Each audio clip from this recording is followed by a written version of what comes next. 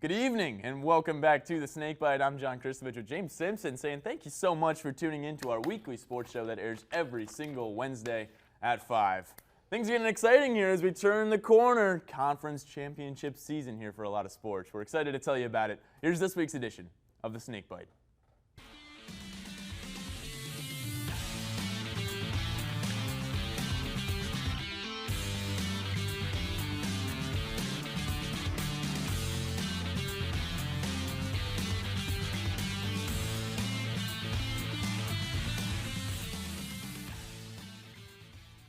Well, a lot of spring sports in action per usual as the regular season winds down for a lot of our sports. Get some senior day festivities and a lot of really important conference matchups. That being said, let's go ahead and take a look at our weekly rundown of scores here.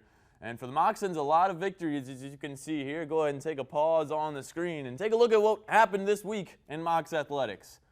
For the baseball team, softball team, a couple series victories, men's and women's lacrosse, and some spirited battles in the conference, as I mentioned, in beach volleyball, taking a victory over Lake Sumter Community College. All of that and more. James, let's get it started with the women's lacrosse team. Absolutely. That team rebounded after a tough loss last week with a victory over previously undefeated and number 7 ranked Rollins College. The Mocs lost to conference rivals Tampa on the road last week, but earned a crucial win over the Tars 17-15, moving to 2-1 in the conference. Jackie Stoller had 6 goals for the Moccasins, and Sydney O'Neill recorded 6 saves as she earned her first career win after starting the game.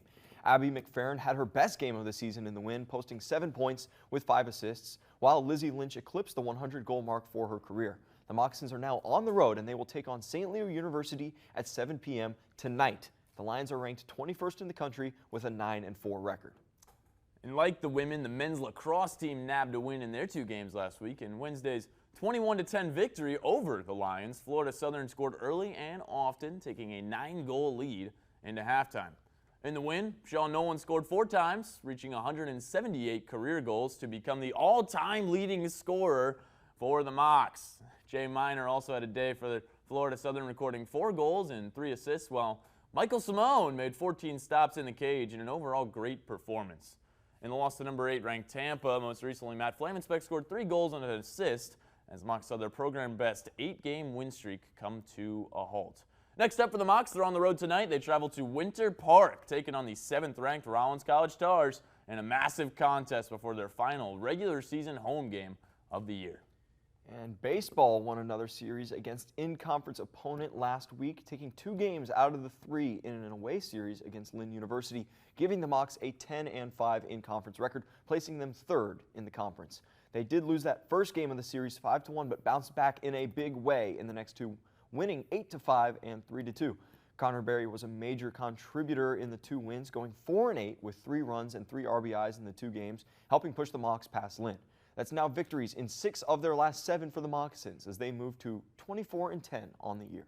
The baseball team will return to action Friday in a 3-game series versus Nova Southeastern at Nova, where the Mocs will hope to continue their winning ways.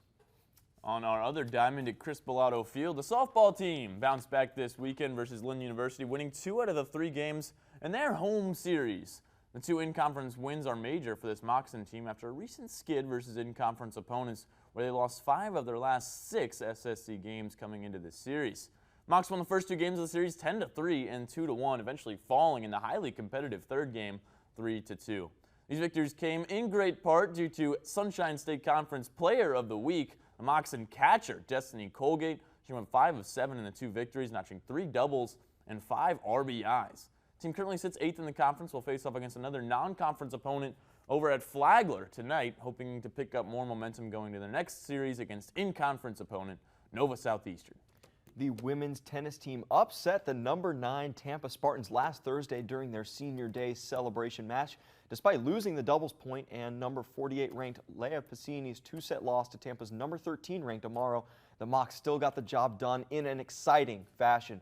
Olivia Bryant dropped her first set but won the next 2 to take court 2, and in a way you just couldn't write any better. It was game, set, and match for seniors Isabella Bolivar and Laura Vetter, who each picked up wins on their home court for what could be the last time.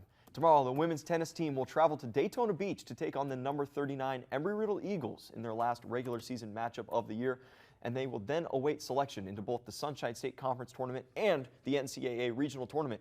This is a team that has struggled in a very, very deep Sunshine State Conference. They sit at just 500 heading into their last match. It'll be interesting to see how the rankings shake out later this week. We could see this team not qualify for their conference tournament and still make the NCAA Regional Tournament. John, that's just how deep Sunshine State Conference tennis is. Oh, it sure is a testament. Some really talented teams, and sure are looking to watch this Moxon team continue the rest of their regular season, and hopefully more moving forward. Well, it was a tough day at the office for the number 27 ranked men's tennis team as they lost last Thursday to the Embry-Riddle Eagles in conference competition.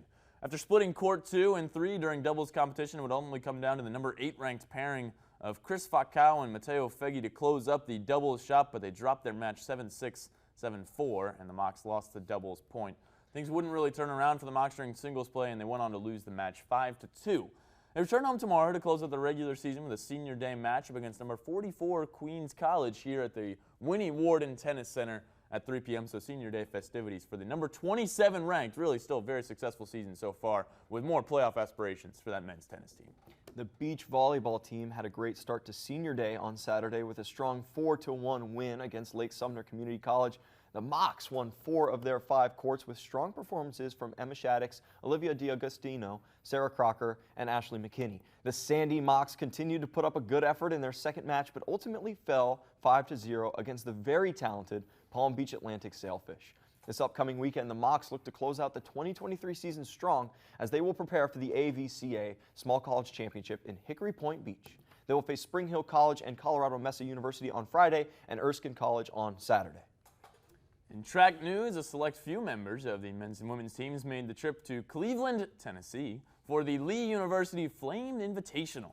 Despite the dreary weather, we saw Ellie Fluman run the 3rd fastest 10K in program history, and Emma Musante ran the 4th fastest 5K in program history. On the men's side, FSC track history was made. Freshman Christian Giller broke Mason Jones' freshman 10K record with his time of 30 minutes and 40.24 seconds. Both Moxon teams will be taking a bigger squad back up north to the Georgia Tech Invite on April 21st and April 22nd after a weekend off of racing. We wish good luck to our Carl Van Gelder. And that will bring us to our Week in Mocs History segment. Today we're looking at April 17th, 2007, when the women's golf team won the Sunshine State Conference Championship in Vieira, Florida. The Mocs would go on to win the NCAA South Region a couple of weeks later before eventually winning the NCAA Division II Championship on May 12th, 2007, their 4th national title in program history. Women's golf coming up soon. Conference championship play coming up. A ton of great conference matchups on the schedule. This has been the Snakebite, and we will see you guys next Wednesday, 5 p.m. Not